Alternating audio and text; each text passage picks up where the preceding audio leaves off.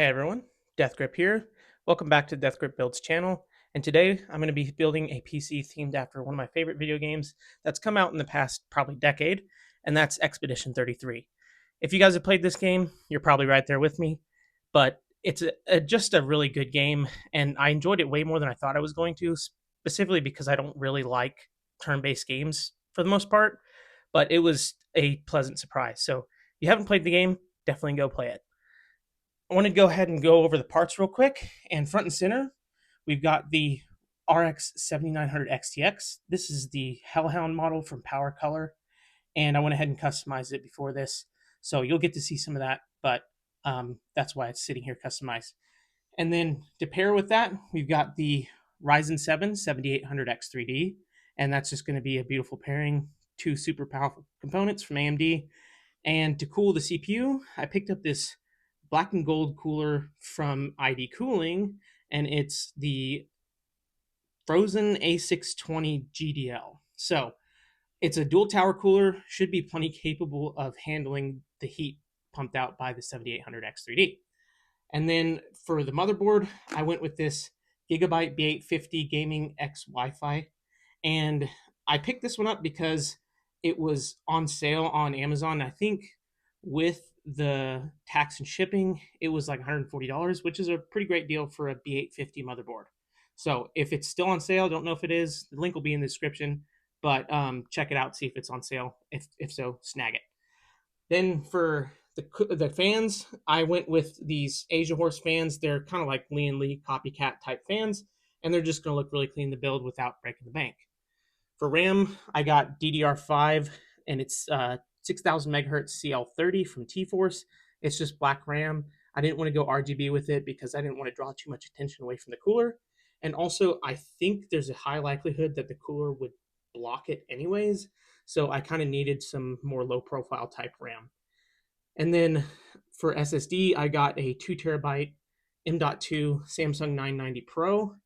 And then I'm going to be putting in this screen here, and it's going to be going inside this Montech HS02, I think is what it's called. And I've had my eye on this case for a while, and mainly it's because this side over here, where the PSU actually is moved over, there is plenty of space where I thought it would be a good idea to mount a screen. But now that I've gotten everything in and I'm looking at it, I don't know if that space will be big enough for this size LCD screen, because this is a 10-inch LCD screen. So we'll play around with it. We may have to move the LCD screen to a different location, or I might have to just get a little bit of a smaller one, like a 7-inch. So we'll see how that goes. But the plan as of right now is going to be using this 10.5-inch LCD screen. And I picked up some gold and black cable extensions from Surleer. So you can get those on Amazon, and all those, like I said, the links for everything will be in the description down below. And then to power everything, I picked up this used TX 850 watt power supply from Corsair for a really good deal. I think it was around $55 shipped, and it's going to be more than enough to power everything. And it's pretty high up there on the tier list. I believe it's a B on the tier list. So, yeah, that's all of the parts. Let's get started.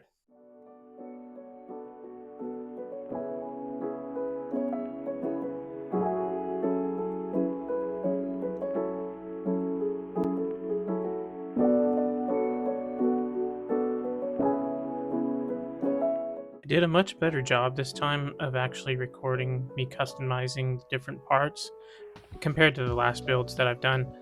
And I think this is just a great example of showing how, even when it kind of seems like you might have had some screw ups, that you can actually fix them with just a little bit of extra patience and work. Especially with these letters, they can be tricky. For whatever reason, I think I got a wrinkle in the transfer tape that I was using, and so it kind of messed up the S and a little bit of the W. And so rather than just scrapping it, I just moved on with it and placed it on the actual cooler, and then straightened out the letters as best as I could from there. It's not perfect, but it's a lot better than it originally looked whenever I pulled it off the paper.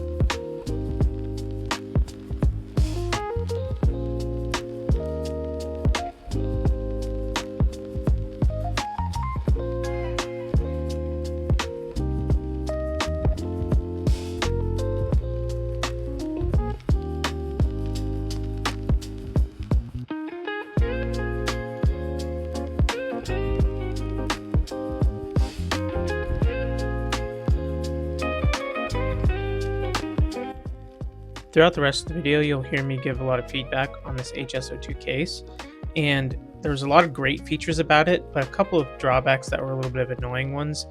But the first big positive about this case is this right side where the power supply is covered up, and it's got all these integrated holes into it for breathability, but it also happens to be great for mounting screens like this one that I got, which actually comes with thumb screws, and they fit perfectly in here, as you can see. And I was able to line everything up so that the screen stays in the center of this panel by just counting over the amount of holes from either side of the edge of the hole pattern to make sure it was even on both sides. I think it was either 3 or 4 holes, but then I just screwed everything in, as you can see here. And don't worry, if you're concerned about the thumb screw clearance like I was, there's actually just enough space for these thumb screws as well as the power supply to fit in here. And this exact screen, there's a link to it in the description down below, as well as the 3D print files for the frame surrounding it.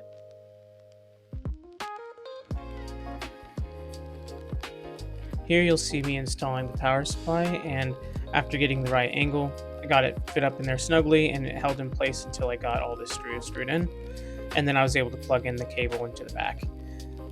The second really big positive I want to mention is this whole large cable channel just to the right of the power supply at the top of the back case, and it's really nice because there's plenty of room in there for you to bunch up cables and hide them and not have them dangling down across the back of the motherboard, and it's just a really nice extra feature.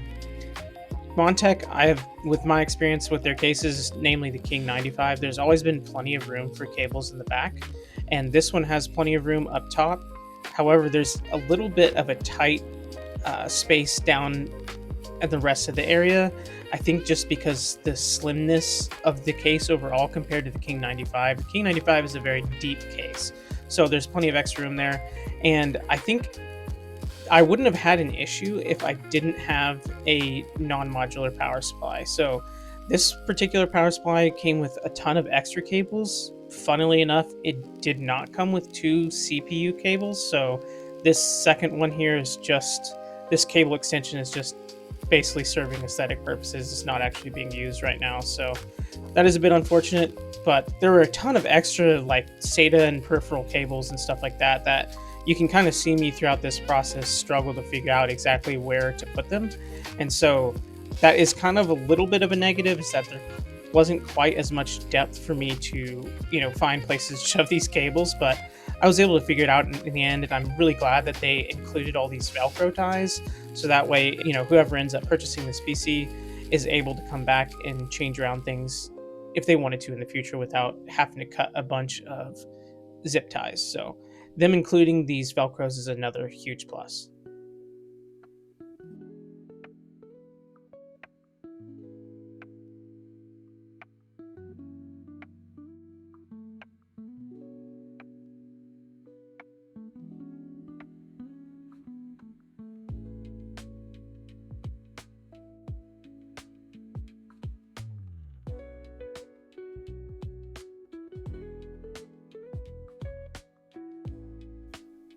And here you can see me kind of going back and forth wrestling with where to put these additional cables. And so what I ended up doing was splitting them into 2 separate bunches and then putting some up right underneath the power supply itself and then some off to the right, and that ended up working just fine.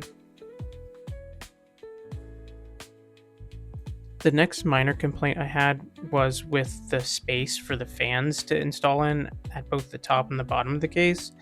It was just very tight. These fans may slightly be larger than normal ones, but not by much. But it just made it to where I had almost no clearance for the fan cables for the RGB and the PWM. And so it was just really tight. If they had just made it maybe 1 or 2 millimeters wider, I wouldn't have had that issue. So that's just a small complaint there. The last one that I have is just the way that you have to install these screws for the PCIe. And I had tried using a smaller screwdriver to get at a different angle going back on the back side of the case, and I just couldn't get it to grip into the screws well. So I ended up having to get a extension for my screwdriver and feed them through this way. And it's just kind of convoluted a little bit, kind of annoying, but just thought I'd mention that. Now, something else that I wanted to point out is that this is kind of one of those quote unquote chimney effect cases, much like the Fantex Evolve Shift X2. And the Okeanos Mirage 4, I think, is another one that uses this effect, but basically where it's mostly bottom intake and top exhaust. However, this one does have two side fans that could be quite useful.